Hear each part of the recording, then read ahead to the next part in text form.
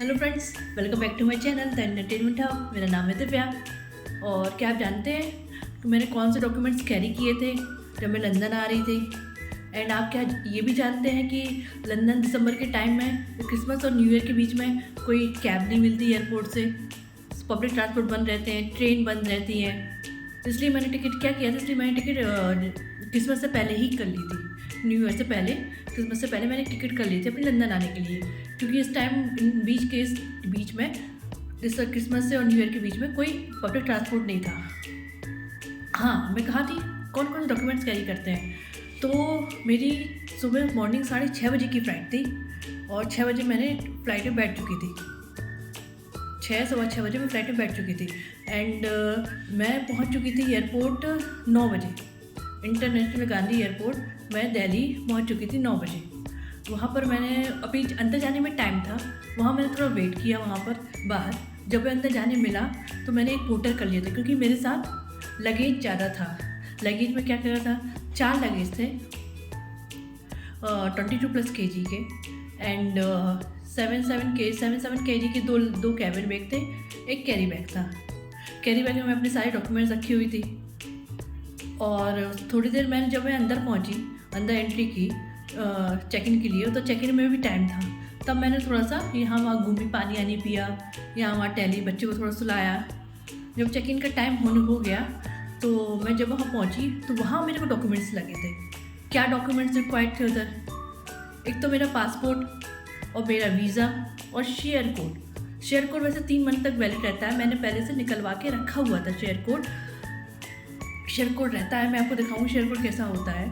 Share code मैं अपना निकलवा के रखी हुई थी, लेकिन उन्होंने कहा कि मेरे को अभी नया शेयर कोड चाहिए, जनरेट करना है, जनरेट करो, नया शेयर कोड जनरेट करो। तो मैंने नया शेयर कोड जनरेट किया, अपना और अपने बच्चे का।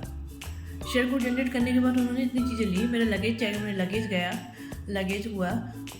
और फिर देन उसके बाद 5-10 मिनट बाद मैं इमिग्रेशन के लिए निकल गई।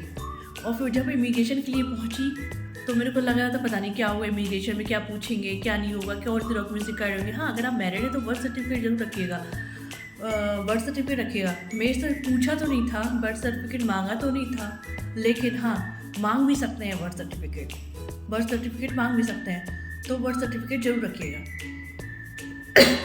बर्थ सर्टिफिकेट रखिएगा।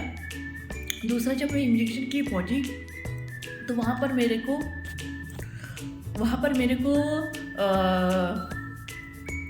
एक तो बच्चे का पासपोर्ट लगा, बच्चे का वीज़ा लगा और शेयर कोड बच्चे का, और मेरा भी passport, visa and share code, ये चीज़ें लगी।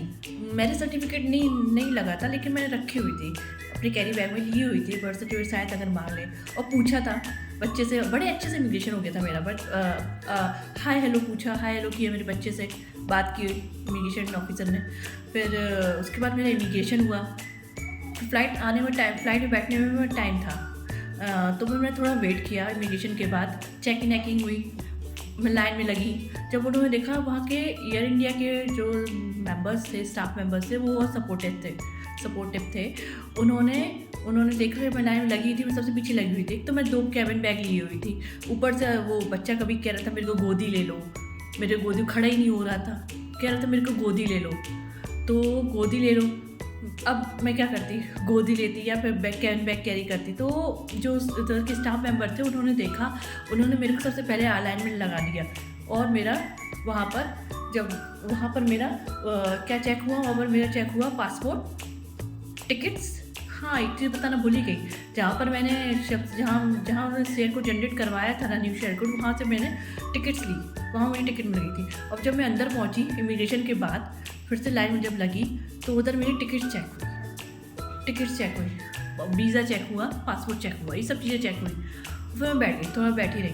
फिर जब टाइम हो गया 5:30 जब हो गए, तो फिर उसके बाद फिर से एयर इंडिया के जो स्टाफ मेंबर थे वो आ गए।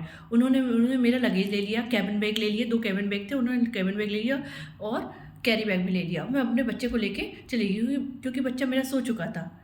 जब तक वो सो रहा था, क्योंकि पूरी रात जगता रहा। फिर उसके बाद कम से कम 6 बजे मैं फ़्लाइट में बैठ चुकी थी। 6 बजे फ़्लाइट में बैठने के बाद 6 बजे 6:30 बजे, 6:30 साढ़े 6 बजे टेक ऑफ हो गई थी मेरी फ़्लाइट। अब 10 घंटे का सफ़र था। मैंने तय तो कर लिया 10 घंटे, मुझे लग रहा था पता नहीं कैसे तय करूँगी, लेकिन हो गया, निकल गया। अब बात आती है लंदन में इमिग्रेशन के टाइम क्या-क्या डॉक्यूमेंट्स लगे। मैं वहाँ लंदन पहुँची, वहाँ पर भी कुछ नहीं ज़्यादा मुझे वहाँ पर डर लग रहा था, पता नहीं क्या पूछेंगे, क्या कौन से क्वेश्चंस रेज़ होंगे। मैं अकेली फर्स्ट टाइम ट्रैवल कर रही थी, इसलिए मेरे को डर लग रहा था। लेकिन उधर कुछ ज़्यादा कुछ उन्होंने पूछा नहीं। उन्होंने मेरा इमिग्रेशन ऑफिसर ने मेरा सिर्फ पासपोर्ट, वीज़ा ये चेक किया, मेरे बच्चे का भी ये चेक किया और पूछा कि आप क्यों आए हैं यहाँ पर, किस लिए आए हैं, कौन है यहाँ पर, ये सब क्वेश्चंस पूछे उन्होंने, जनरल क्वेश्चंस पूछे और बस मेरे को जाने दिया। स्टैम्प लगा के मेरे को जाने दिया। बस वहाँ मेरे हस्बैंड वेट कर रहे थे, मैं हस्बैंड के पास पहुँची, जैसे जैसे मैंने हेल्प ली, अपना सब लगेज रखवाया, और अपने हस्बैंड के पास पहुँची, वहाँ मेरे हस्बैंड वेट कर रहे थे बाहर। बस फिर वहाँ से मैं टैक्सी पकड़ी और घर आ गई। हाँ, अगर आपको और भी इन्फॉर्मेशन जाननी हो तो प्लीज़ मेरे चैनल को follow, like, subscribe and share ज़रूर कीजिए। Thank you.